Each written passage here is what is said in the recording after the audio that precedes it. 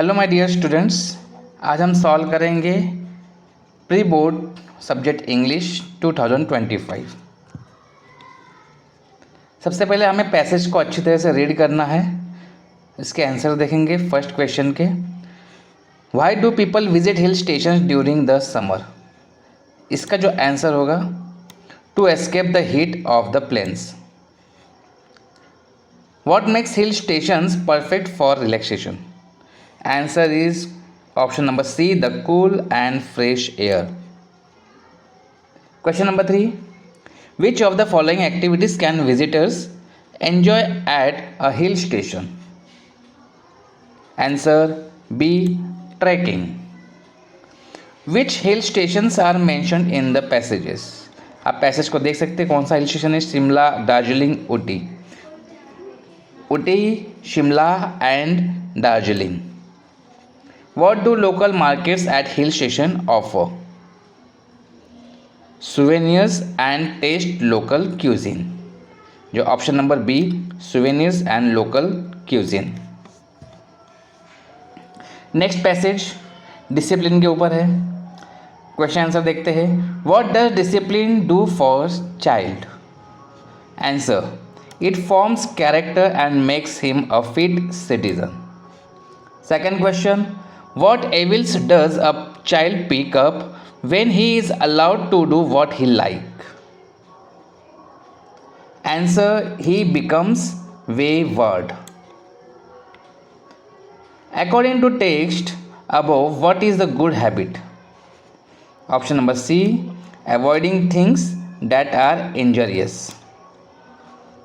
Next question. Which of the following is the appropriate title for the above text? Discipline के ऊपर है तो हम टाइटल यही देंगे, importance of discipline. Next question. Spoiled का मीनिंग क्या है? स्पॉइल्ड का मीनिंग है डिस्ट्रॉय। ओके, ये जो क्वेश्चन है नोट मेकिंग का जो वीडियो है हमने पहले बना चुके हैं। इसका जो लिंक है वो हम डिस्क्रिप्शन बॉक्स में डाल देंगे, आप वहाँ से चेक कर सकते हैं। आपको वहाँ पे डिस्क्रिप्शन बॉक्स में एप्लीकेशंस के भी वीडियो की लिंक मिल जाएगी, है ना। यहाँ पे ऐसे दिया गया है क्वेश्चन नंबर 5 में, और बहुत ही सरल ऐसे है। Value of games and sports, any Indian festival, science and man, importance of trees. Online education के ऊपर पैराग्राफ लिखना है, बहुत ही सरल है। नेक्स्ट चलते हैं अपन पिक्चर गाइडेड कंपोजिशन। ये जो पिक्चर दिया है आपको जो जो दिख रहा है वही लिखना है। पिक्चर में ट्रेन आ रही है, यहाँ पे कुछ लोग वेट कर रहे हैं, यहाँ पे टिकट चेकर है, पानी पीने का पानी का नल लगा हुआ है, फूड स्टॉल है, यहाँ पे जो कुली है ये लगेजेस को कैरी कर रहे हैं। इस हिसाब से जो जो दिख रहा है आपको वही लिखना है। तो चलिए अपन ये पिक्चर गाइडेड देखते हैं। चलो, ये रहा picture guided composition. Okay, same picture है जो प्री बोर्ड में पूछा गया था, एमपी बोर्ड में। इसका आंसर हमने लिखे हैं, एकदम सरल लैंग्वेज में लिखा हुआ है।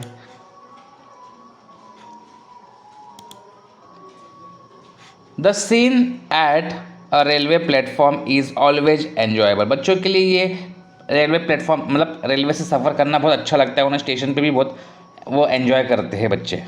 Railway station is a public place. The train arrives and leaves from the station. Train आती है और स्टेशन से निकल जाती है पैसेंजर्स को लेते हुए। Train are used for traveling. There is an engine and many coaches in train. Passengers should buy tickets before traveling. Passengers को टिकट लेना चाहिए ट्रैवलिंग के पहले।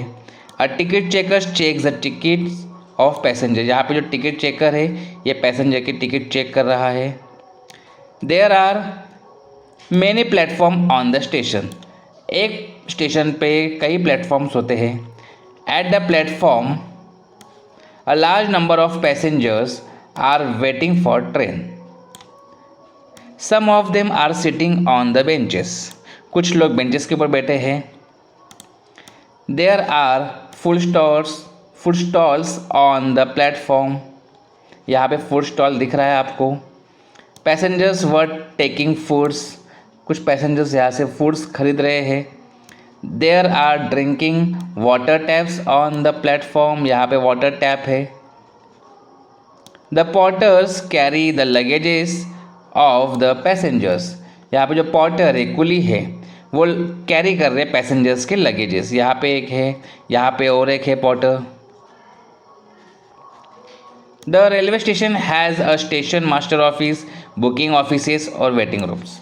रेलवे स्टेशन पे क्या क्या होते हैं? स्टेशन मास्टर्स के ऑफिस होते हैं, बुकिंग ऑफिसेस होती है, वेटिंग रूम्स होते हैं। तो ये रहा पैसेज, बहुत ही सरल लैंग्वेज में लिखा गया है, तो पढ़ने में भी आसानी, मतलब लर्न करने में भी आपको आसानी होगी। तो चलिए next question, fill in the blanks. Holland is European country.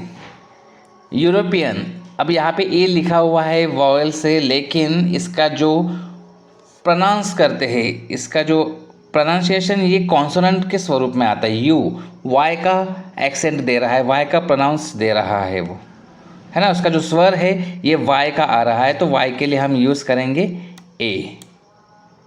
Answer A. Holland is a European country. He is very lazy. He does, वो बहुत लेजी है, इसलिए वो कुछ नहीं करता। लेजी है इसलिए कुछ नहीं करता, तो answer is nothing. The train on the platform, ये जो सिचुएशन है ये एक प्रेजेंट इंडेफिनिट का है, क्योंकि अगर आईएनजी फॉर्म होता तो यहाँ पे बी फॉर्म होती, am is are was were होता, वो तो है नहीं।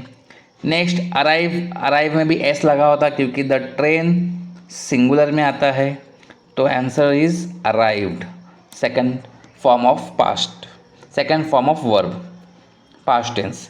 ही died, cancer, answer is of. Ritu has many friends. Much हम यूज़ नहीं कर सकते क्योंकि वो अनकाउंटेबल के लिए होता है। एनी निगेटिव सेंस के लिए हम यूज़ करते हैं, तो यहाँ पे आंसर होगा many. We ought to serve our nation. Okay, next do as directed. तो डू एज डायरेक्टेड के लिए हम एक वर्ड फाइल ओपन करेंगे, वहाँ पे आपको आंसर्स बताएंगे। Okay, if he does not take a taxi he will not reach the station on time. Use करना है हमें अनलेस, तो unless is equal to if not. If के सेंटेंस में नॉट होना चाहिए, अगर अनलेस हम लगा रहे हैं तो हमें इफ़ के साथ साथ नॉट को भी हटाना होगा। अगर नॉट हट जाता है तो ये डू डज डिड भी हट जाएगा, क्योंकि प्रेजेंट इनडेफिनेट में हम do does did helping verbs नहीं लगाते हैं। सब्जेक्ट के बाद डायरेक्टली वर्ब की फर्स्ट फॉर्म या तो फिफ्थ फॉर्म यूज़ होती है। तो आंसर हम लिखेंगे अनलेस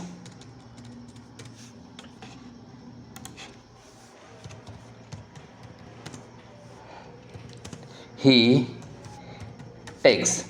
डज हटा है इसलिए हम लोग ने एस लगाया है, वर्ब की फिफ्थ फॉर्म। अ टैक्सी, पूरा सेंटेंस एज इट इज़ आपको लिखना है। Will not reach the station on time. Next, Mamta goes to school every day. Interrogative करना है, प्रेजेंट इंडेफिनिट है, ममता के साथ हमने गो के साथ फिफ्थ फॉर्म लगा दी है गोज, इसलिए हम यहाँ पे हेल्पिंग वर्ब यूज़ करेंगे डज।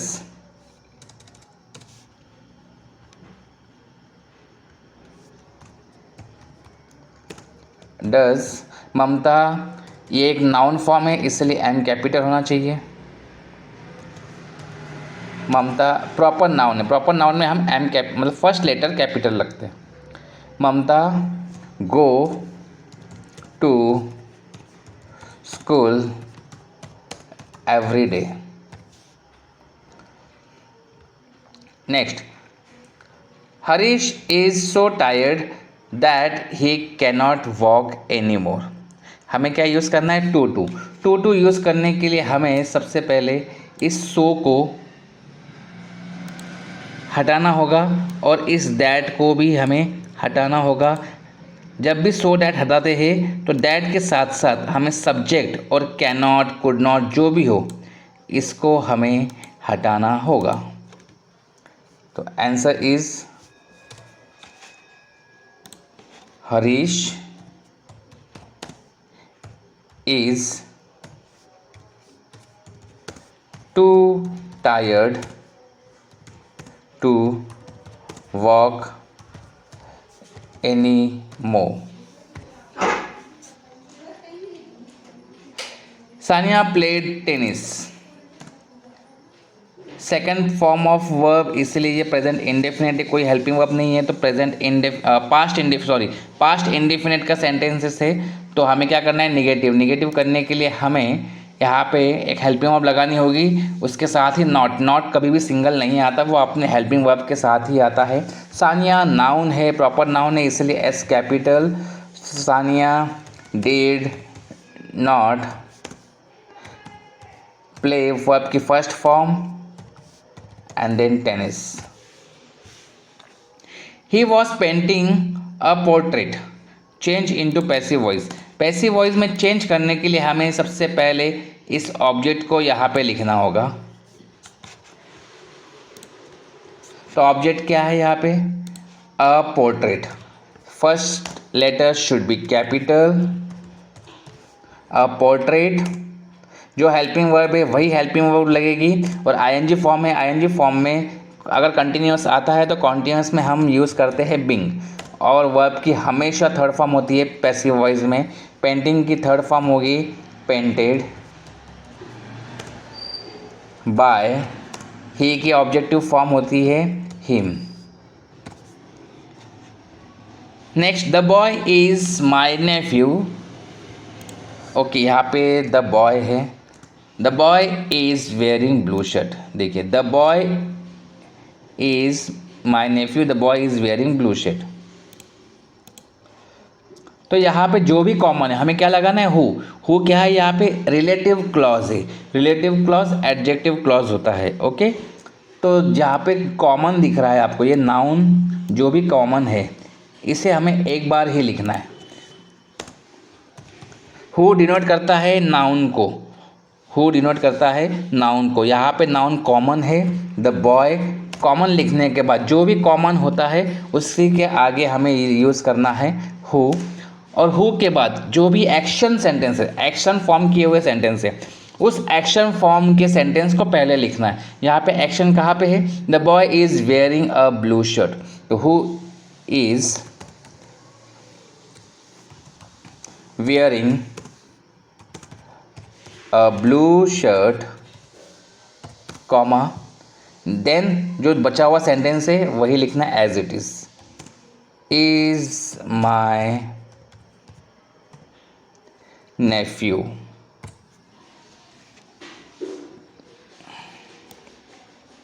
ये रहा आपका answer. To answer this question is easy, हमें क्या यूज़ करना है, यहाँ पे इट यूज़ करना है। और इट कहाँ से हम यूज़ करेंगे, जब भी देखना है सेंटेंस में बनाने के लिए सबसे पहले होगा वर्ब, है ना। ये इन्फिनेटिव फॉर्म में दिया गया है, या तो आईएनजी फॉर्म में होता है या तो इन्फिनेटिव फॉर्म में होता है। दिस क्वेश्चन, और जहाँ से इज़ लिखा हुआ होगा, इज़, वहीं से हमें आंसर लिखना है। इट के बाद हमें लिखना है इज़ इजी। तो सबसे स्टार्टिंग में लिखेंगे हम इट से शुरुआत करनी है सेंटेंस को, इट इज़ इजी। अब जो भी बचा हुआ सेंटेंस है वो लिखना। अगर आईएनजी फॉर्म होता तो आईएनजी फॉर्म को हम टू लगा के इन्फिनेटिव लगाते हैं, यहाँ पे ऑलरेडी इन्फिनेटिव है इसलिए हमें डायरेक्टली वही लिखना है। आंसर दिस क्वेश्चंस, लास्ट में फुल स्टॉप देना ना भूले। तो ये रहा हमारे डू एज डायरेक्टर के आंसर। ओके, चलिए नेक्स्ट चलते हैं। The bakers are known in Goa as, answer is pader. According to Nelson Mandela, what comes natural to human heart, human heart के अंदर नेचुरली क्या आता है, love, answer is love. What food did seagulls mother get for it, seagulls के mother ने उसके लिए कौन सा फूड लाया था, फिश। एन ए Frank call her diary, diary का नाम क्या था, किटी। ओके, नेक्स्ट पैसेज, ये पैसेज है ब्लैक एरोप्लेन का। Okay, where was the narrator flying to, narrator कहाँ जा रहा है, उड़कर कहाँ जा रहा है, अपने अपनी उड़ान से वो कहाँ जा रहा है, कहाँ जा रहा है वो, बैक टू इंग्लैंड, इंग्लैंड की ओर जा रहा है, तो answer is England. What kind of aeroplane was narrator flying, जो भी नैरेटर की उड़ान जिस एरोप्लेन से हो रही है उस एरोप्लेन का नाम क्या था, an old Dakota. How was the weather during the flight, flight के दौरान उसका वेदर, वहाँ का वेदर कैसा था, वेदर कैसा था, क्लियर एंड स्टैरी, सबसे पहले लाइन में दिया गया है क्लियर एंड स्काई, है ना, स्काई अबोव मी, तो कैसा था वेदर वहाँ पे, क्लियर एंड स्टैरी। चलो इस पोएम दिया गया है, इस पोएम का क्वेश्चन आंसर देखते हैं अपन। Which poem have about lines, कौन से पोएम में से दिया गया है, ये टाइगर का है, टाइगर इन द केज, है ना, एक टाइगर केज में होता है, एक टाइगर फॉरेस्ट में होता है, दोनों में कंपैरिजन किया गया है, इस पोएम में कॉन्ट्रास्ट शो किया गया है, तो ये पोएम का नाम है the tiger in the zoo. How does the poet describe the tiger's movement in the cage, tiger's के मूवमेंट केज में किस तरह से, मतलब पोएट ने डिस्क्राइब किया है किस तरह से है, सॉफ्ट एंड क्वाइट।